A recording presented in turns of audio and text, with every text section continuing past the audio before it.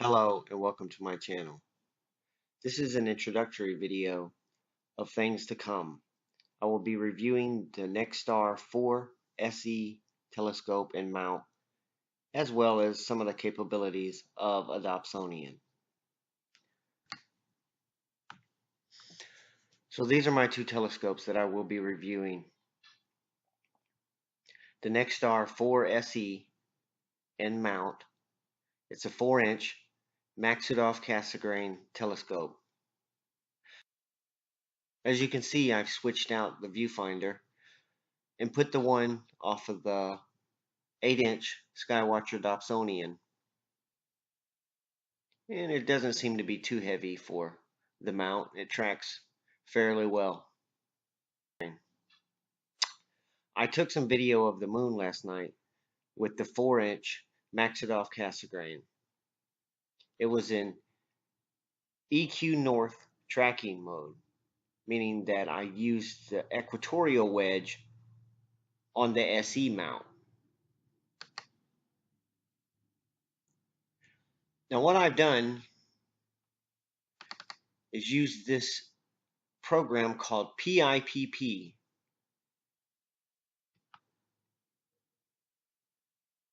Let's get it situated here. And I'll take my video of the moon and just drag it over into the field. And we'll exit out of this. It's not important. Once I have it in this field right here, I'll come over here and select Solar Lunar Full Disk.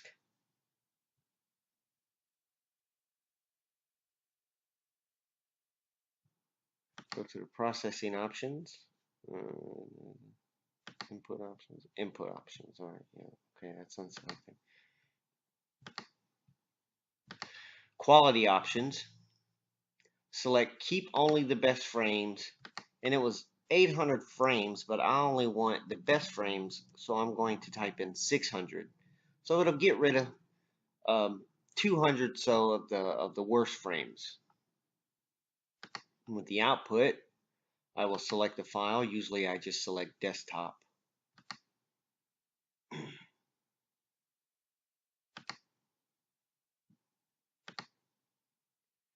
$5302 is the number here. And we'll select process.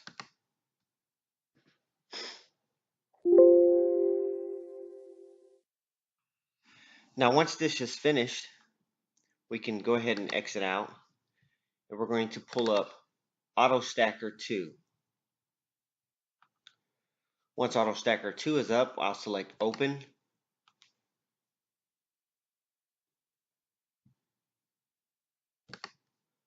We'll go and find the 5302, and it should be at the bottom here. 5302. Now what PIP did was transform that video file into each individual frames, and they're all TIFF files now. There's 600 of them here.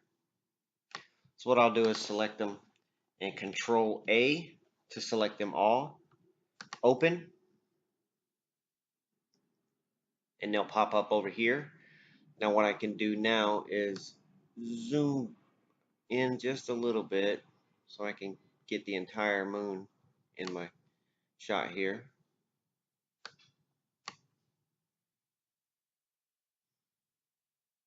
Make sure planet center of gravity is selected and analyze.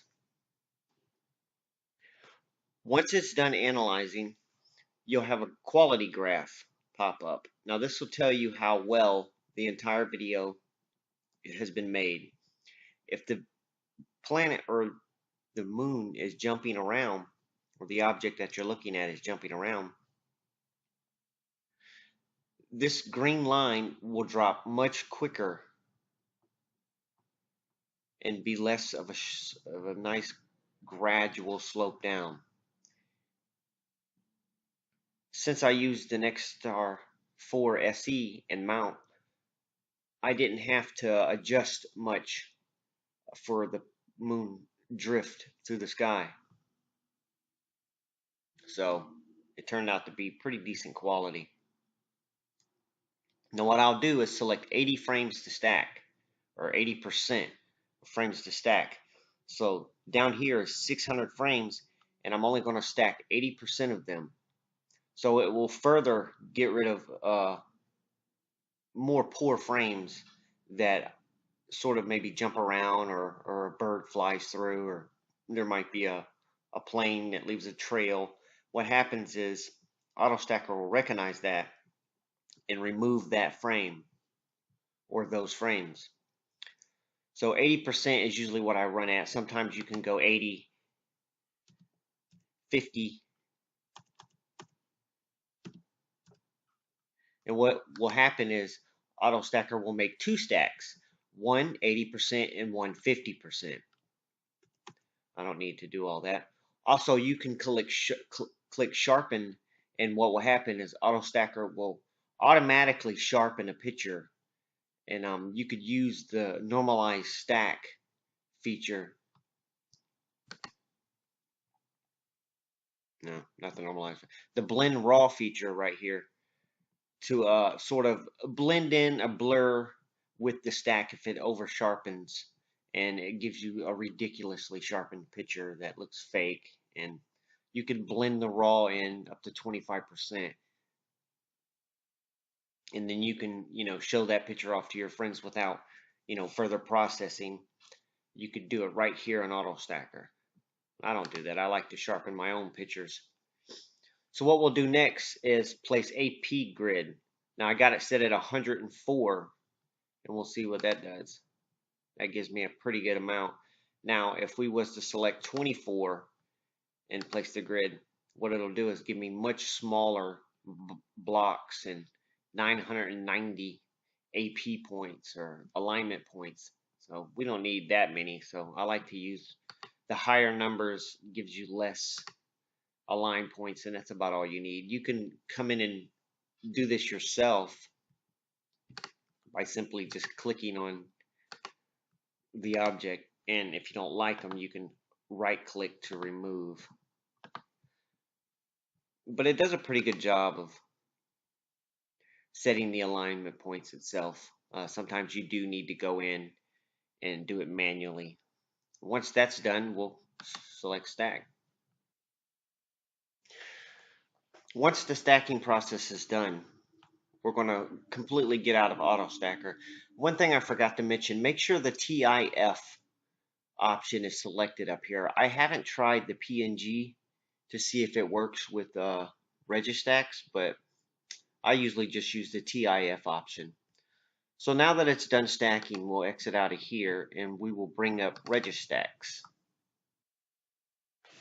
Now AutoStacker will make a file for your stack. Let's see, which one was it? I think it's this one right here. And you can go in and see this is your main file with all your TIFF files that came from PIPP, all 600 moon files. And here's the stacked image that we got. It's just one single TIFF file. Now, if you select different options such as 80%, 50%, 40%, 100%, all of them will be in this file right here, this PIPP file. So what we'll do is go back to Registacks and go to Select, and we'll find that PIPP file, which is right here, M3, 5302 in the 80% stack, and we'll select that and open, and it'll bring it up here. Stretch intensity levels, yes. And it should bring it up pretty quickly here. And here we go. So you could center the picture a little bit if you want. It centered it automatically. So once we get here, you'll see wavelets on the left and functions on the right. What I like to do is go to the histogram and drag the left slider over to about where it starts to raise and click stretch. Now what that'll do is darken the image. And on the right side, I'll do the same thing. I'll squeeze that bump in the middle and click stretch. And that'll lighten up just the image.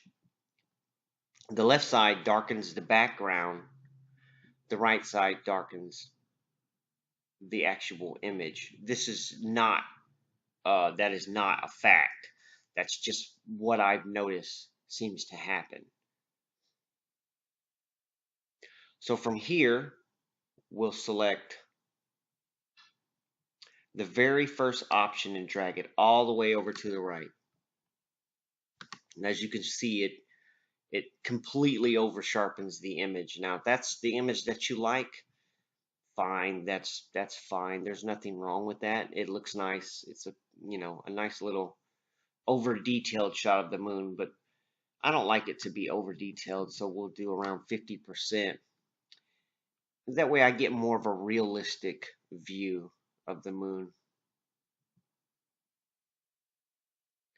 And it's just that simple. Now there's also further sharpening with the sharpen tool right here on the right side of the first wavelet. And what that does is sort of over sharpen. I'm not sure the proper term, but as you can see now, it's like really, really, really, really detailed. And you can reduce the noise by using the left side of the first wavelet to sort of blur out the image a little bit more.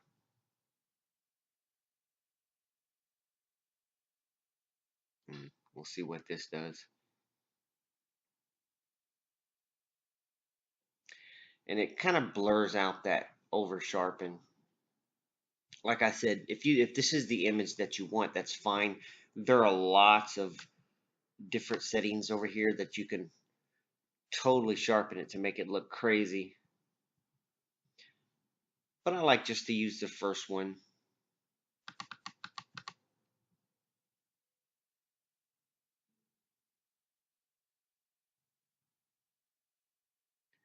There's also more options over here that you could play with.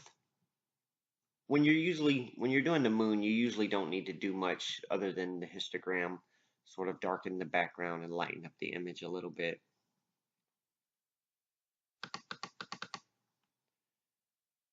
That's about all you really need for the moon. When you're doing planetary images, you might need to play with the RGB balance and stuff like that, and we'll go over that here in just a second.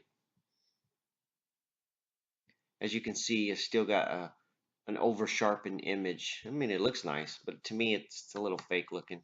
So what I'll do is right click on that to bring that up, take that out of there. So I like this image. This is a decent looking image. If that's still a little over sharp for you, you can bring it down a little more, maybe get a more blurry picture, maybe play with the sharpen tool here to bring more clarity and more detail in instead of using the wavelet slider.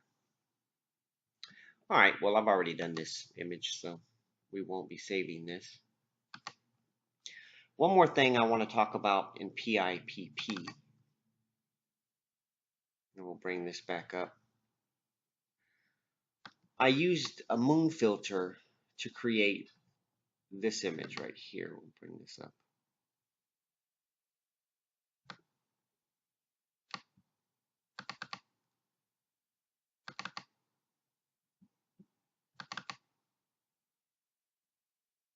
That actually wasn't the harvest moon. This is the harvest moon. That was the night before. The one I just sharpened right there for you guys. But no worries. And you can tell if you look at the video and go back, you'll see a slight shadow at the bottom of the moon. So here is the one I used with the moon filter. And it gives me a green image. Now, when you're working in PIPP, this program will completely ignore the color in the picture. You have to go to Input Options and select Debar Monochrome Frames. If you don't do this, your image will come out just gray. But if you select this debare monochrome frames, what you will get is this image right here. And it will keep the green in the picture. And I thought I thought it looked nice, so I went ahead and kept the green in the picture just for, to make it look cool or whatever.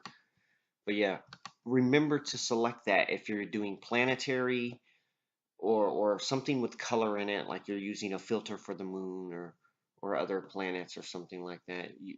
Remember to select debare monochrome frames. Now there's several options down here. I always use bilinear. I don't know what the HQ linear or smooth hue means, but usually I go with GBRG. That seems to work. I'm not sure. You can play around with the other settings, but this setting right here seems to work for me, and it keeps sort of the color in the video. And you can see when you do here, when you go to process, after it's done processing, it'll say color or monochrome down here at the bottom.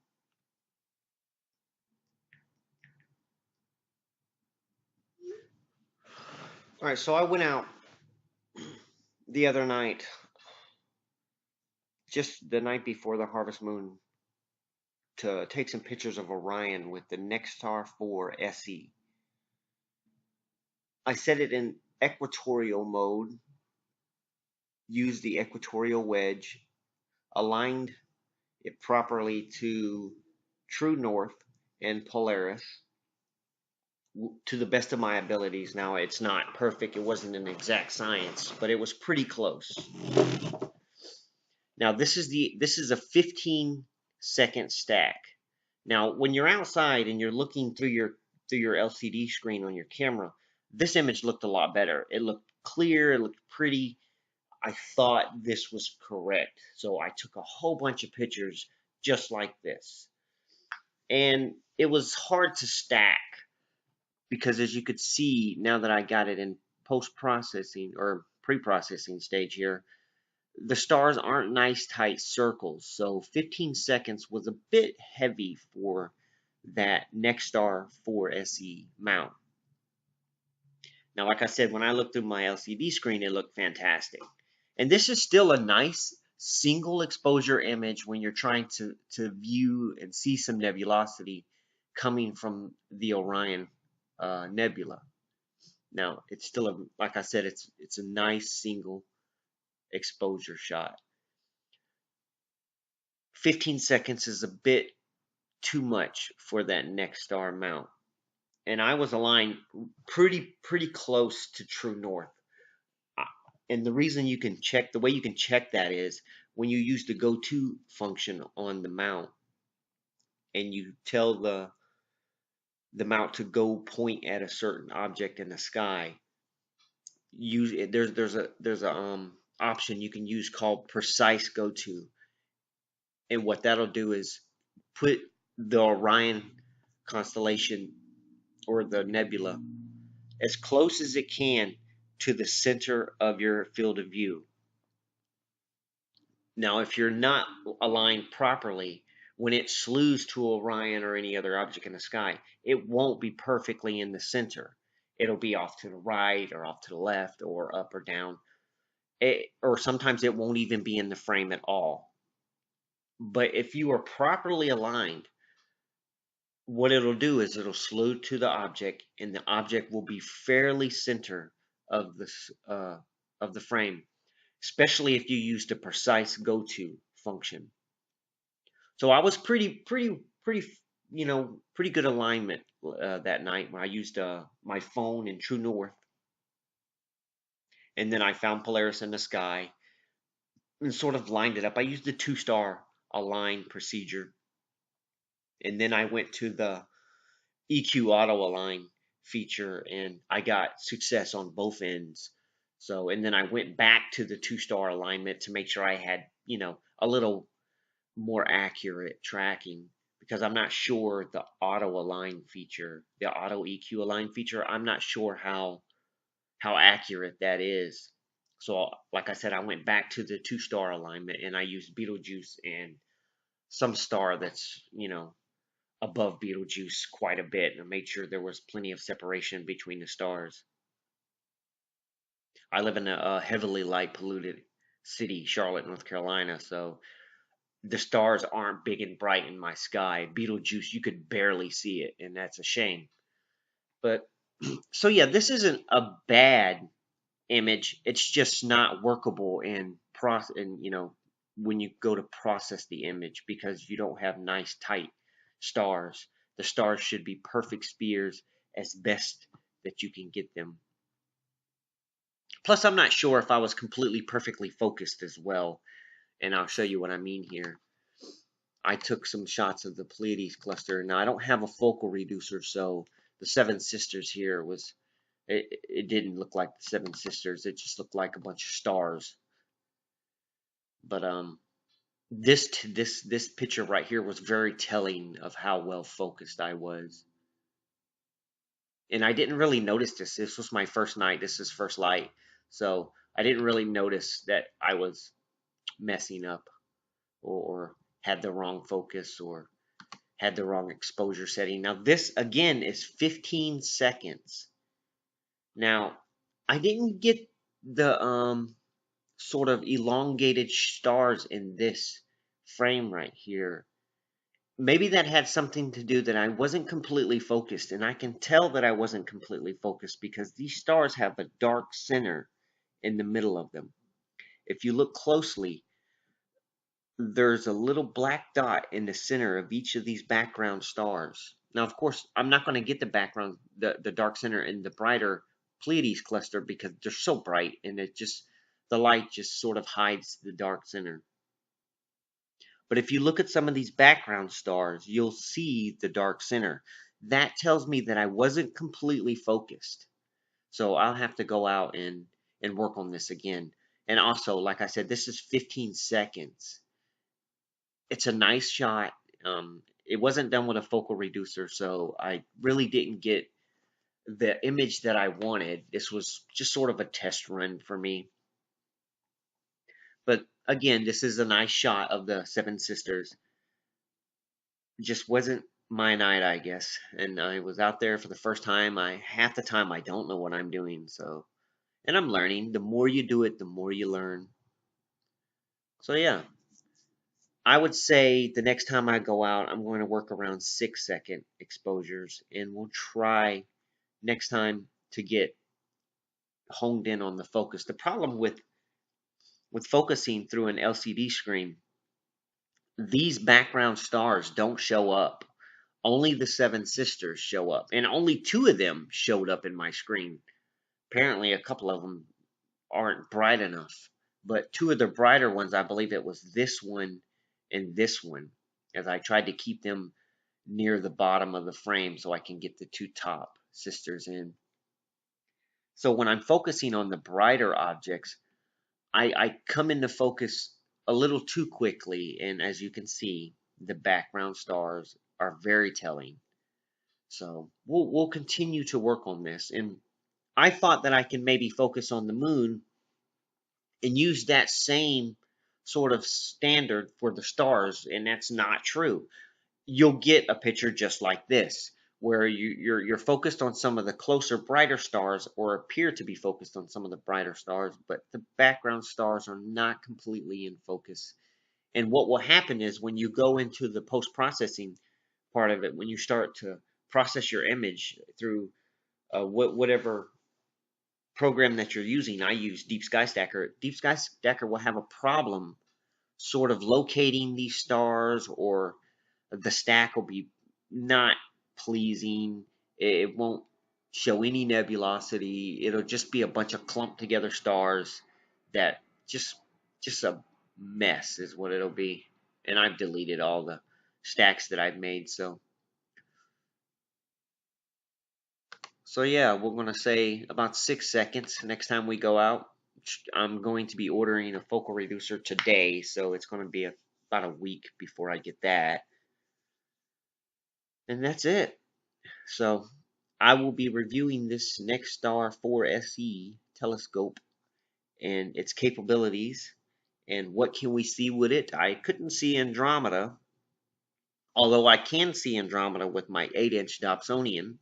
Now I live in a heavily light polluted area, so I'm going to have to get some really good tracking and some longer exposures with this Nexstar 4 SE to sort of bring out some of Andromeda's flavor.